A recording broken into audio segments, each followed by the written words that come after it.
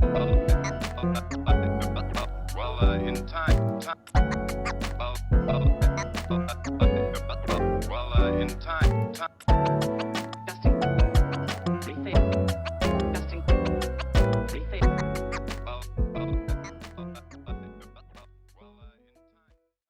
morning, everyone. I think we are all set here. Happy Sunday, friends.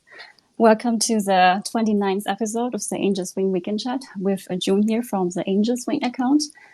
Let's also hear a hi from my co-host. We have Casper. Hi, everyone. And we have Johannes. GM. Espresso.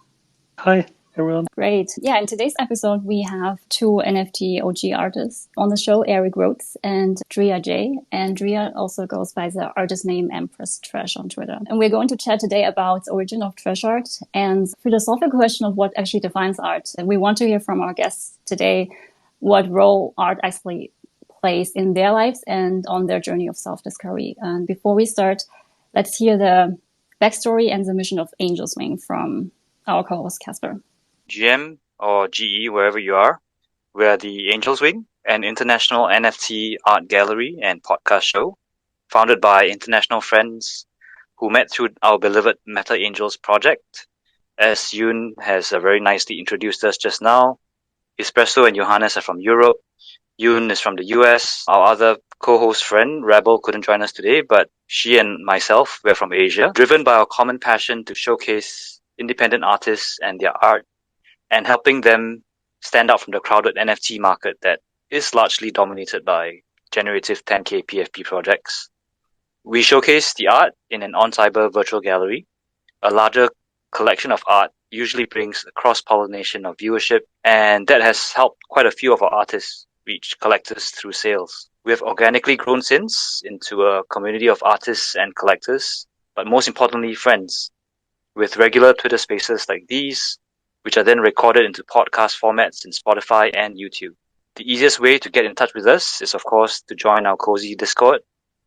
We are almost up to 100 community members right now, so do join in. Everything's on our link tree in our bio. Hit us up if you're an indie artist who needs help featuring your art, or if you just want to join a friendly art NFT community.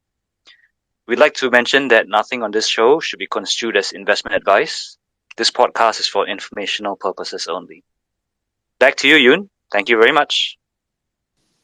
Thank you for the introduction, Casper. Before we start, I want to give a shout out to Jessica Wondermundo, who actually brought our attention to trash art, as she has been featured in a previous episode. So thank you so much for sharing your story with us. Eric and Empress, welcome to our show, and really honored to have the two of you OGs and NFT trash art pioneers on our show. How are you guys? Really good, really good. Thank you for having us here. I'm really stoked to have a convo, and I love Eric, and I've heard good things about this podcast from also Wondermundo. Yeah, I'm excited. That's amazing. So actually, I would to let Eric start today and tell us his story first, because I also want him to introduce our audience to the trash art movement, since he has been in the NFT space so early on, since 2019. Eric not only pioneered the trash art movement, he founded several companies, including Second Realm and Outer Realm. He has created the unofficial Punks collection, which is the derivative and tribute collection of the CryptoPunks. Altogether, Eric has created just a huge body of really creative work using collages, photo manipulation, glitch art, and animation around topics of human existence, mental health struggles, and sexuality. Eric, please tell us a bit about your background and how you found your way into the NFT world. Wow, thank you for the introduction. That's really well researched and just really appreciate that. Thank you. My background in NFTs is really interesting. I did not intend to be here. Fell into the space. I was struggling with some mental health on my mental health journey at the end of 2018 and then into 2019. While at the same time in 2017, I was investing in cryptocurrencies, learning about the space. I was using art as therapy again when I decided to type in crypto and art into Twitter just to see what people were doing. And they were talking about these NFTs. Actually, they were just talking about crypto art. The non-fungible token aspect really wasn't like being used as the main acronym. There was a lot of art-focused work. So that's how I fell into the space. Quite honestly, I often use this analogy. It's a little bit like Alice in Wonderland, where I followed this little rabbit down a hole and I just have never left. That's how I got my start. And then really just met some really wonderful people, particularly in the trash art movement. It wasn't the trash art movement at the time. We were just artists all playing in the same space together. So thank you for this brief introduction, Eric. I think you minted your first piece in June 2019. When would you consider the start of the trash art movement in the NFT space? Oh, yeah, it was in 2020. So basically, trash art is the result of artists getting kicked off of Super Rare. The first iteration of trash art came from a conversation that was happening about gatekeeping on Super Rare. And two artists in particular, Rob Ness and Max Osiris, they were booted off Super Rare for various reasons. Particularly, Rob Ness was booted off Super Rare because they had said that he was using copyrighted images that he had changed using low effort, I'm using air quotes here, low effort art style. And whales, or influential buyers on the Super Rare platform at the time in 2020, were just not happy that this, what they perceived to be low effort, bad art, was interfering with their investment in what they perceived to be high effort, high quality art. There's two conversations that were happening at the time. The first was gatekeeping on a platform in an environment which was supposed to be decentralized. And the other conversation that was happening was, what is art and who gets to define what art is? Early 2020, Rob Ness was kicked off the platform, and so was Max at some point, and we started to rally around them. And trash art was a name that was being used, not in the way that it's used today to describe this movement, but it was used to denigrate us as artists. One influencer had said that our art was quote unquote trash, and they started talking about it being trash art. And so we decided collectively as a group of artists to embody and own the term trash art. And really, it was like tongue in cheek, maybe in the way that surrealists owned surrealism or impressionists owned impressionism, right? Both of those were meant to denigrate or talk down to the artists in this sort of genre. And we decided to own it. I'll be perfectly honest with you, at the time, I didn't know that it would have the kind of legs it has today. There's been an evolution of what trash art is, and Empress Trash is at the forefront of this today and is such an important part of this evolution. But at the time, it was just about a conversation we were having about what it means to be decentralized as an artist in a decentralized space. That's still part of the conversation today. It evolved over time from just that conversation into sort of three areas. So there's the movement, right? That's the same decentralized ethos. The meme, we all know the meme, that's the trash art, the trash cans. And the aesthetic, which is this photomashi, glitchy, low effort style of making I art. like low effort. Yeah, I know you do, Max. I know you do, sir. But it's evolved even from that point on. It's evolved into something new. So basically, that's the beginnings of what trash art is. I've written an article called The Short History of Trash Art that has a lot of resources that if people want to dive in, you can find it. Can we just talk about the elephant in the room, which is that trash art has been around for like 100 years, and some guy basically came around and tried to make it into a new thing, which was really about a different thing, but then made it about himself. You're absolutely right. And in the article that I wrote, Max, I write about the relationship between junk art and previous trash art movements and how that intersects with the NFT trash art. So you're absolutely right. There is a relationship there. We will link the article to the show notes later on. Thank you for this fantastic introduction to trash art. So what draws you actually to trash art? Is this more the provocative way to question what art actually is, or is this more the aesthetics?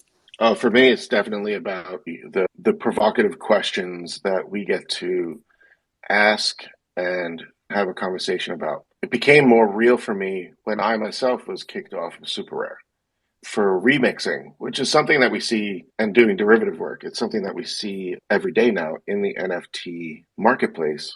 But at the time, and I think Max can attest to this too, at the time, the idea of derivative work was really looked down upon. There was this expectation of quote unquote originality. And some people in the room may have heard me say this over and over, but I firmly believe that nothing is original and everything is a remix.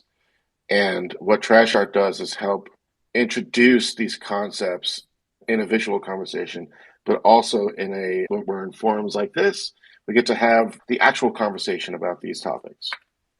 So Max, he already brought attention that the concept to question what art actually is. It actually goes back to the beginning of the 20th century. And Eric, do you want to give us a brief introduction about the background of this sort of anti-art movement that started there? Yeah, certainly. I can't speak for what Max is specifically talking about, but I can talk a little bit about what I wrote about as the precursor to the trash art movement that we are currently calling quote unquote trash art here. But basically, there's found art and junk art, which is this idea that artists would buck tradition. There's a little bit of outsider art. There's Damien Hirst in 1990 has been doing a bunch of like trash art related work. You know, it goes all the way back to Marcel Duchamp, which is that found art, the fountain, which was the upside down urinal, right? And then putting it in the context of a gallery changes the way in which this industrial piece of porcelain is now viewed as an artwork. It's been going on for a very long time. It's not new, but much of what we do as humans is take what we've learned and continue to remind each other and call back to older aspects of what we've created. Yeah, in a certain way, we can say that art has always been like a reflection of its time, and the origin of the found art, if we're going back to the concept of Marc Duchamp, it was formed around the destructive time of World War One, and it came from a desire to rebuild things or questioning current values of society. And how do you think does the trash art movement somehow reflect our current time? Do you think like COVID actually had an influence on that? It's a really good question. Yeah, I think it does.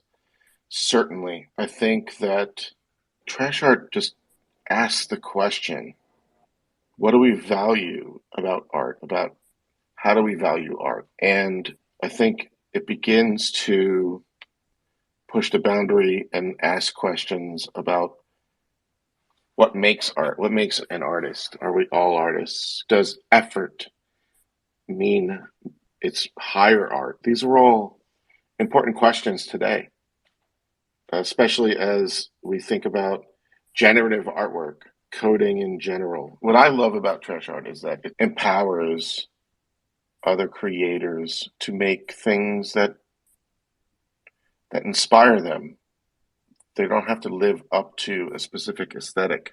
I just find that very ironic because the specific aesthetic is actually like the toter, in a sense. I agree. There's a period of time where it was about self-expression. It was about creating something, and here's like an easy design concept, right? But the problem for me personally is the self-appointed leader of the trash art movement basically did no real rebellion other than propagating a particular trope. And then I self-elected myself out of several shows just because I had statements to make about like the DMCA or the things that really revolve truly around trash art. And that's the thing, it's been placed in people's cerebellum as like a placeholder for the rebellion that art actually is supposed to really be truly about. And that's the thing that I rile against, because I'm like, wait a minute, you have somebody who played the game perfectly to get himself into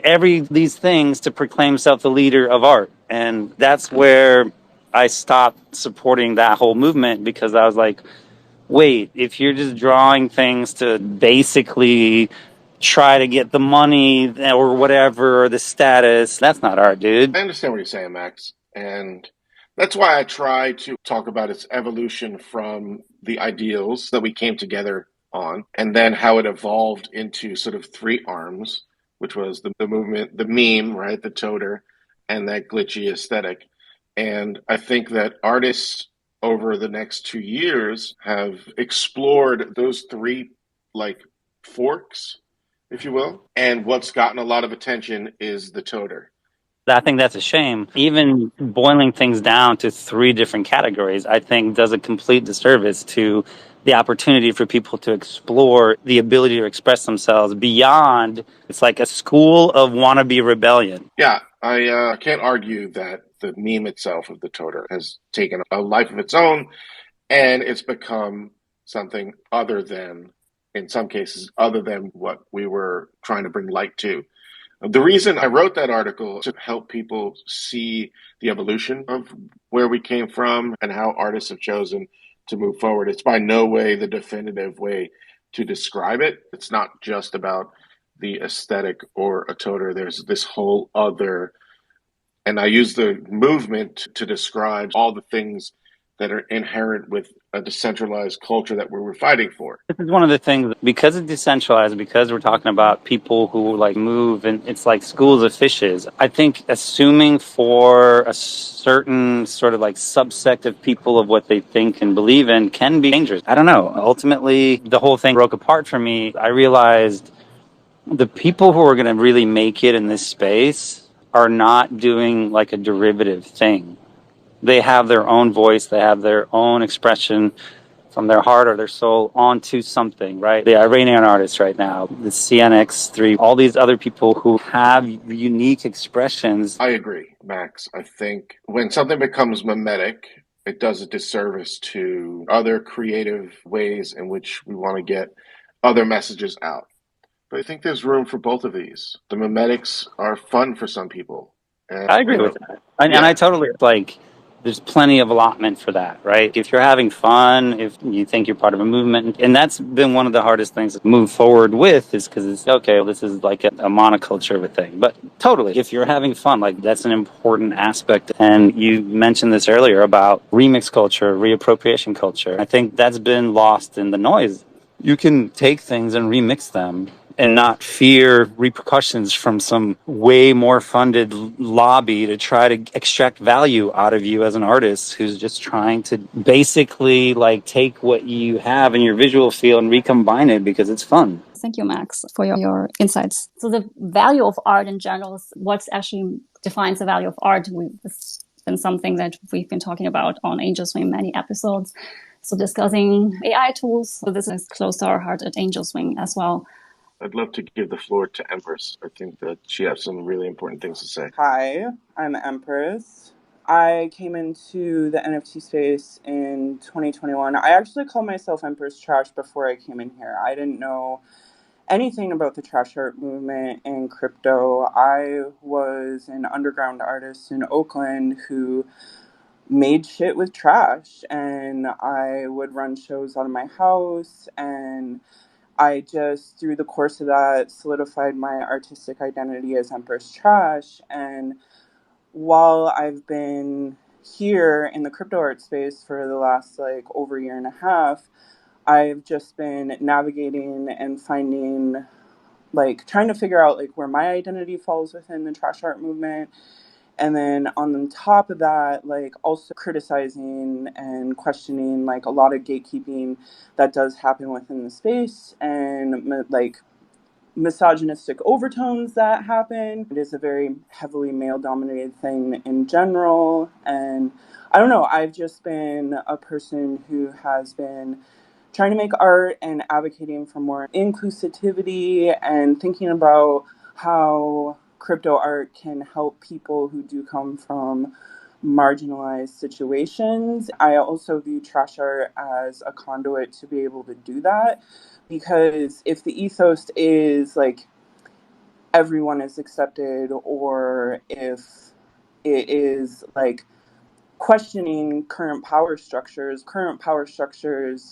like within the art world really heavily still favor white male artists in general. Like, it's changing, it's always changing, but I think it's a really important part of representing people and being like advocating for people who are marginalized, because it's one of those things of like marginalized people are just considered trash of society in general.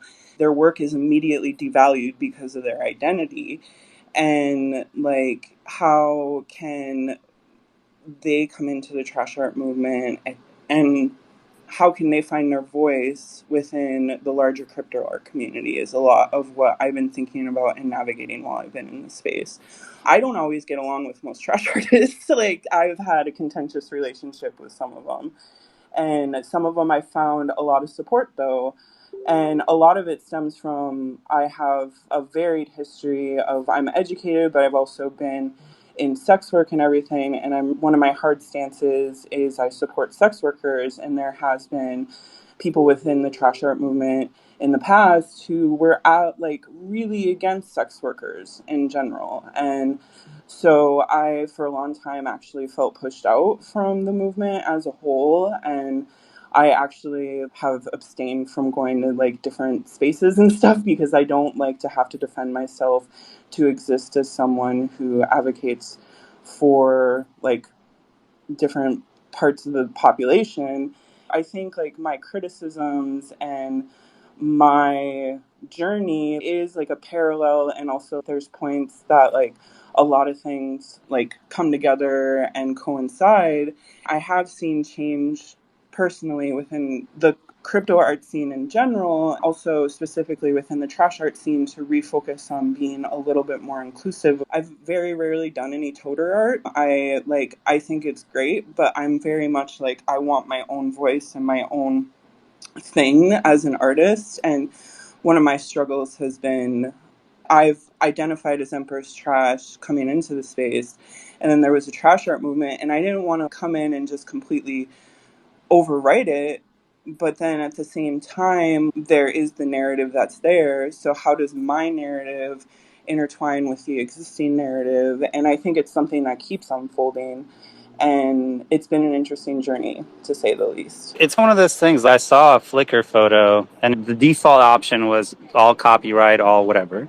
But it was from 2014, and it was a brilliant piece out of Miami, and it was called Trash Art. Literally, even like the whole "we are trash, I am trash." I feel like it's like a big part of ourselves to like we all come from the same thing. I thought you were like, oh, this is like a cool category that I can fit into. I didn't know that you were doing this before. I've been doing it before, and that's one of the reasons I get a little bit annoyed, to say the least, when you try to say that there is a self-appointed leader in Rob, when it's like I'm literally calling myself an empress and like I'm trying to have my own autonomy with it. And if you keep perpetuating the narrative that he's the leader, it actually disempowers the people around who are trying to find their own voice and stand on their own. Outside of this, I actually have worked with artists before crypto art, and I actually left like different collectives because I felt like I was becoming too much one of their artists.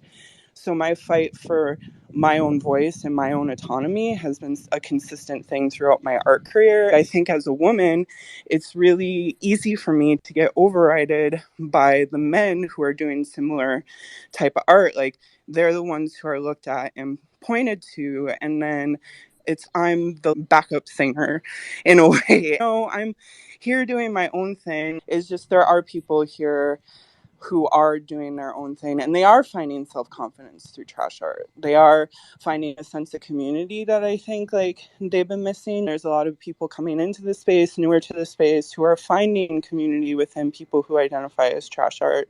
And they're finding their voice, and they're finding exhibition opportunities. They're finding a lot of opportunities by associating with it, and that's what I want to keep propagating and putting forward. If artists ultimately come together, whatever it is that they come together under, what they vibe with, it's as we all break down barriers and get opportunities for ourselves, the door needs to be left open behind us to keep providing opportunities to those who are coming after us. And I think that was one of my big criticisms when I came into the crypto art space, was I felt like I was coming in and maybe some doors were shut. I understand like this is a different scene and a different culture, but at the same time, like I am bringing decades of experience to the table, which I don't think should just be thrown away because I decided to get into crypto art. And this is why I think like these spaces are valuable, is get to hear from real people talking about their experiences. We need more of that. I avoid spaces because it's mostly people trying to shill their god awful new Hollywood sponsored Fiverr art. And I can't stand that because I honestly still am here for the individual artist being able to live off their own art. This is the thing that matters the most to me, is like your own expression of this thing. Espresso, he wanted to go a bit more into depth about the different other aspects, like the decentralization aspect of the trash art movement. Espresso, please go ahead. Yeah, thank you, June. So very fascinating conversation so far. One thing that Eric mentioned about the decentralization and how this, at least in the NFT space, was sparked by super rare blocking artists on certain grounds. Is it specifically something about super rare and that kind of centralized entity making the rules? Or are there more examples like that? Because we have decentralized marketplaces where you can mint anything at any point. So from a naive standpoint, this problem is solved with those decentralized marketplaces, or am I wrong about that? Is there gatekeeping in the space? And yeah, there's still gatekeeping in the space, but it comes in various forms. It comes in the form of platforms that are gatekept in terms of access, and then a filtering of who gets to go on those platforms, but also the money that enters the space. And then Empress kind of touched on this. What I love about trash art is that it is an umbrella for other artists to come up under and feel the space to be creative and share art with other people who are similar or not similar, but non-judgmental. And trash art has always been about, it's just the very beginnings, about onboarding as many people as possible into the space in a way that allows for freedom of expression. And this is where I think crypto art is a much better umbrella than trash art, because I think trash art is like a certain subcategory that makes people feel warm and fuzzy inside, but doesn't really. I think crypto art as a much larger umbrella is way more permissive. Hello there. It's nice to listening to you. And there's so much to say now because it's always going around the topic. But first of all, I don't really understand what it means when we say crypto art, because in my view, we are all making kind of digital art. And what I wanted to say as well is that, yeah, the art of trash art is, I think, to get an audience for something that is really cheap. And it wasn't possible before because when we try to make trash art with items, we always have to invest something, like let's call it time or material or anything. And then we have to find someone who will display it for us. So it was almost impossible to make real trashy art in a physical reality. I think it's the first time it's possible for humans to make really low effort something. And then I think the real art is to find someone who buys it. I think the relevance comes to trash art when there is an audience. And I think the art is to make something which is so simple or so easy made. I don't want to say that it's something negative or bad. I think this is the kind of art we are talking about. Something new, which is only possible because we are using digital devices now and that we have the chance to sell it on blockchain. Like, what is crypto art? What is trash art? What is all of that? That is something we are literally trying to define in the moment. And it's really hard when you're doing the things to be like, okay, we're defining this, because a lot of art movements and a lot of things are defined after the fact by people who are outside of the movement, to be honest. And there is a push among a lot of different like crypto artists and trash artists having this ongoing discussion to try to define what all of it is more, just so we have a little bit more control of the narrative. This is where the control of the narrative raises a giant red flag for me, because We've seen how control the narrative. Like, not just one person having control of it, but having a discussion within a community to say what our own narrative is. There's no red flag in being able to say what our own narrative is. Like, just shout out to Biddy Lab, because she has been trying to facilitate this discussion, and she's actually putting together a zine where she got lot of artist perspective on what is crypto art, to try to define it just a little bit more so that it's out there for people to consume, at least. After the fact, like after years from now, how people interpret what we're doing, like we can't really control that. But as of right now, we can put our narratives out there and try to like at least tell what our perspectives and stories are. Okay, the whole thing that's happening in this space, like X copy selling for 100,000 times more than any other effort, is a fundamental problem with this space, I think, because it's like the Pareto thing, like just taken to its extreme. There's a few people that make an ungodly amount more than anyone else, and then everyone else is just left. And I think that's a huge problem for the space. I think we need to host another episode just to talk about the issues in the NFT space and what we can do as a collective to improve the space. So at Angels Mean, we actually also really like to talk the personal component of art and what creating art actually means for the artist. So we usually close our space around an hour. So in the last 10 minutes, I would like to invite Eric and Empress to share with us a collection that is somehow close to their heart or close to their self-discovery and their own self-expression. Sure. A collection. So the one that comes to mind for me is my Brutalist Mannequin series. I think I did it at the end of 2020 and into 2021. I thought I was exploring using mannequins, which are faceless and have no defining characteristics other than this sort of human body-like persona about them, and then creating the environment around them to use the negative space as a way to generate emotion and feeling. Thought at the time that I was doing the series that I was exploring my own mental health journey up until that point. And about a year later, I looked at this series as a whole, and I realized that I was actually talking about the end of my marriage with my ex-wife, who is sitting in this space with me right now as I'm having this podcast. We're really great friends. I feel like in this moment, it's all coming full circle.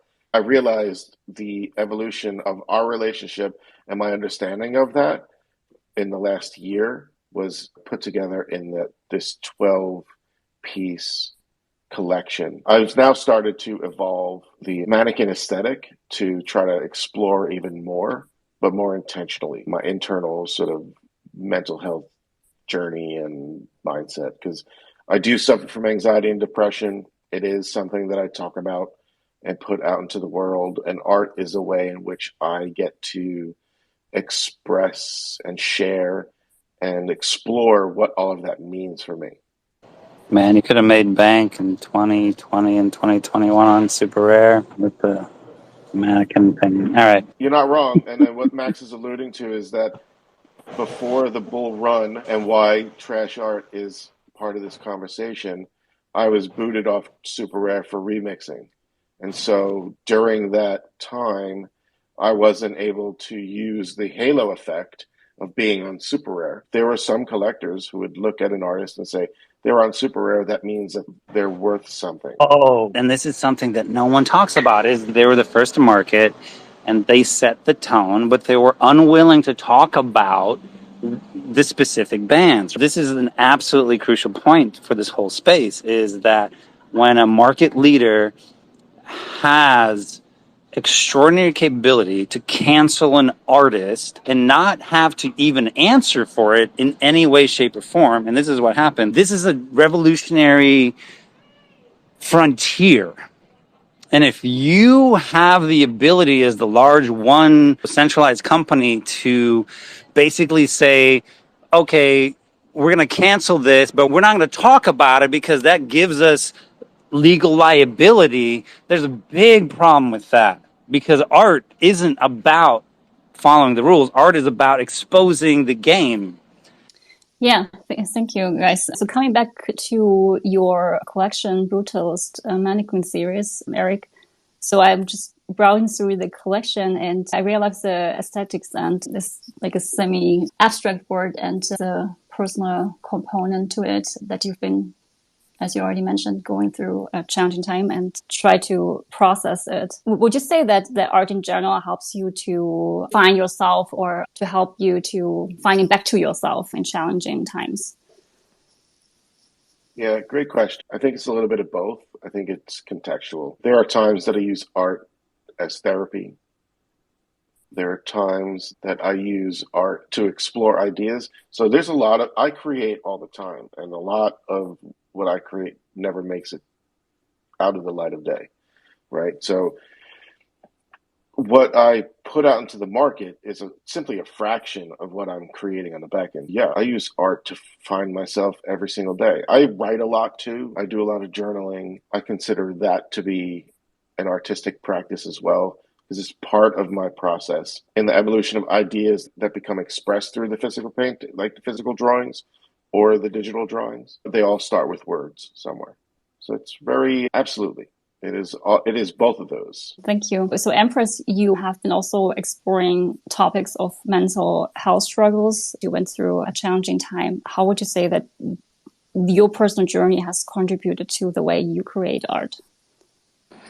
Yeah, like art for me is very fundamentally, like, first and foremost, a form of therapy, definitely. Throughout my life, like, art has been the only consistent thing that I've had to fall back on. People have done crazy things. I'm not connected with my family anymore. There's a lot of things that are just, like, a mess in a lot of ways, but art has been my consistent beacon that has kept me going throughout all of it. And when it comes to specifically like a collection where this is really reflected, it would definitely be my Damsels collection. That started as a like pretty much a shitpost against Fame Lady Squad, which was this 10K PFP project that came out last year. It was the first one that was like, oh, we're women run and we're going to donate to domestic abuse people. But it turned out it was 3 Russian men in a trench coat pretending to be women.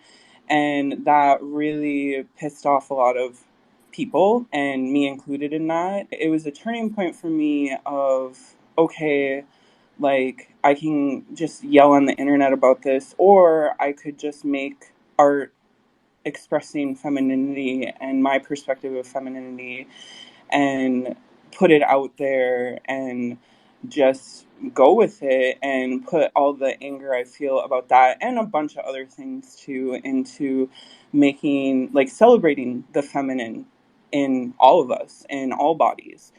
And I think through the course of making Damsels, like it's been an ongoing thing. I've been doing it for over a year now. I had to take a step back for a few just because it became like an emotionally intensive thing for me as I was unpacking it, because I realized a lot of it is, each of them are a self-portrait. Like I have really bad body dysmorphia from trauma and how I perceive my physical body so much. And I think through Damsels, like each of them are a little miniature snapshot of how I feel in my body at that moment. And it's really been actually the process of making them, like it was really hard and then it's getting better now. But it's been really grounding at the end of it with being like, okay, it's okay that my body doesn't always feel like human, or it doesn't feel like what it probably looks like. And it's okay that what femininity to me is always changing and growing, and the definition isn't just a clear-cut thing that's fed to us by whatever else.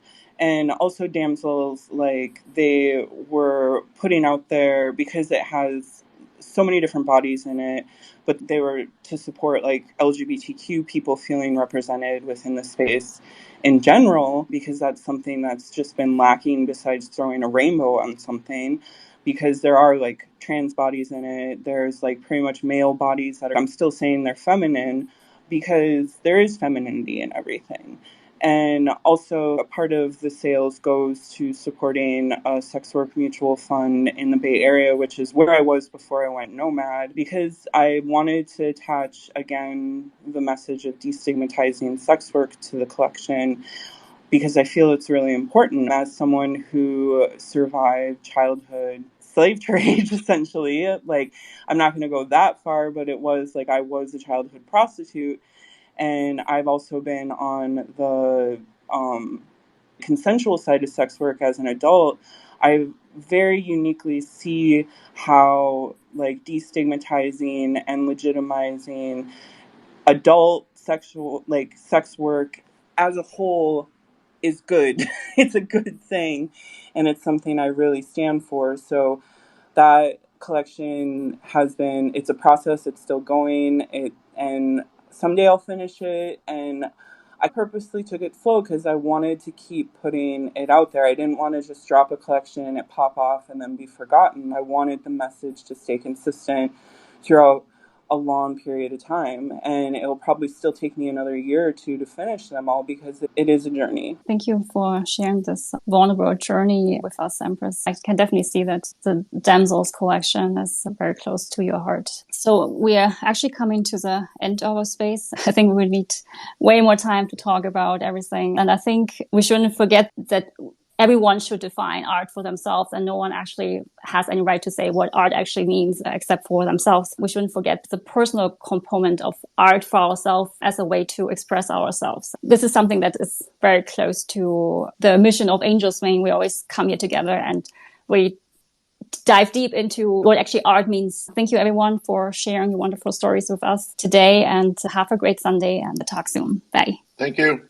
Thanks, everyone. Bye-bye. Bye-bye. See you next time again.